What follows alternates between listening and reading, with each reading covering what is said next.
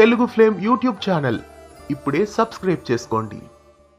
Recent గా G Telugu బుల్లితెరపై Lakshmi నివాసం ధారావాహిక ప్రారంభమైంది.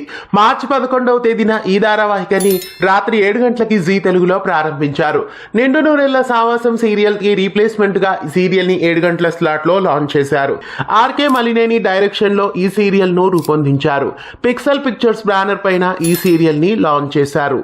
చంద్రశేఖర్, శ్రీరంజని, ఏక్నాథ్ పర్చురి, కల్కి రాజా, అంతరా స్వర్ణాకర్, భావన లాస్య తదితర నటీనటులు ఈ సీరియల్లో ముఖ్య పాత్రల్ని పోషిస్తున్నారు. ఈ ధారావాహికకి సంబంధించిన లాంచ్ వీక్ టీఆర్పీ వచ్చేసింది. అర్బన్ ప్లస్ రూరల్ ప్రకారం 5.22 టీఆర్పీ, అర్బన్ ప్రకారం 5.27 టీఆర్పీ ఈ సీరియల్ తీసుకొచ్చింది. 7 గంటల స్లాట్ లో నిండు నూరేళ్ల సావాసంకి వచ్చిన టీఆర్పీ కంటే లక్ష్మీ నివాసంకి తక్కువ టీఆర్పీ వచ్చిందనే చెప్పాలి. అయితే 7 గంటల స్లాట్ లో నిండు నూరేళ్ల సావాసం సీరియల్ కే ఎక్కువ టీఆర్పీ ఉన్నింది.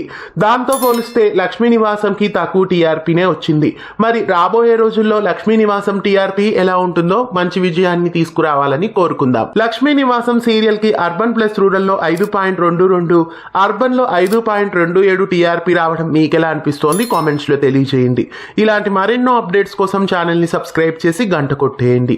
తెలుగు ఫ్లేమ్ యూట్యూబ్ ఛానల్ ఇప్పుడే సబ్స్క్రైబ్ చేసుకోండి.